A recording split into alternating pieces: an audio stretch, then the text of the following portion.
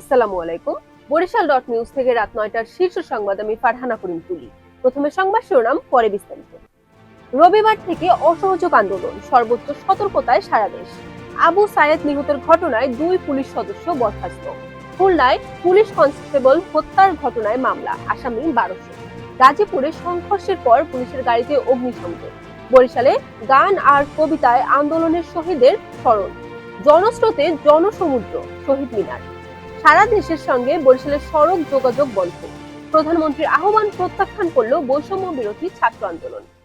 এতক্ষণ শুনলেন সংবাদ শিরোনাম, এখন বিস্তারিত। ৯ দফা দাবি আদায়ে আগামী রবিবার থেকে লাগাতার ও সর্বাত্মক অসহযোগ আন্দোলনের ডাক দিয়েছেন বৈষম্য বিরোধী ছাত্র আন্দোলন।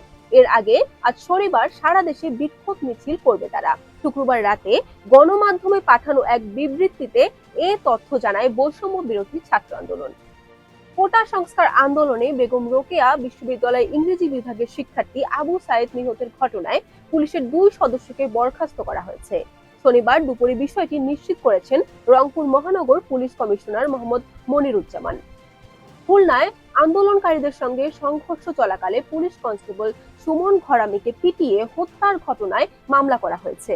লবণচারা থানায় এসআই মোস্তফা সাকলাইন বাদী হয়ে শুক্রবার রাতে মামলাটি করেন বলে জানান ওসি মমতাজুল হক।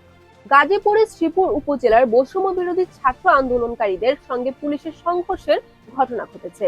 এ সময় আন্দোলনকারীরা পুলিশ বক্স ভাঙচুর ও তাদের গাড়িতে আগুন দেয়। পরিস্থিতি নিয়ন্ত্রণে কাঁদুনে গ্যাস ছড়ে পুলিশ।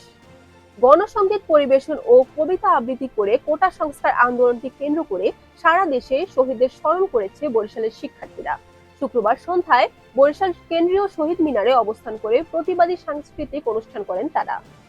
বর্তমান সরকারের পদত্যাগ সহ ৯ দফা দাবিতে কেন্দ্রীয় শহীদ মিনারে সমবেত হয়েছেন শিক্ষক, শিক্ষার্থী সহ বিভিন্ন শ্রেণী পেশার মানুষ।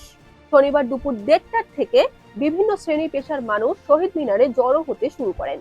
বৈষম্য বিরোধী ছাত্র আন্দোলনের ৯ দফা দাবি বাস্তবায়নের দাবিতে ঢাকা বরিশাল কুয়াকাটা মহাসড়ক অবরোধ করে আন্দোলন করেছে শিক্ষার্থীরা।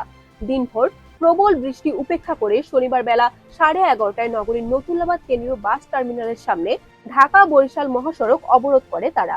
প্রধানমন্ত্রী শেখ হাসিনার আহ্বান প্রত্যাখ্যান করেছে কোটা সংস্কার আন্দোলন ঘিরে ওঠা বৈষম্য বিরোধী ছাত্র আন্দোলন।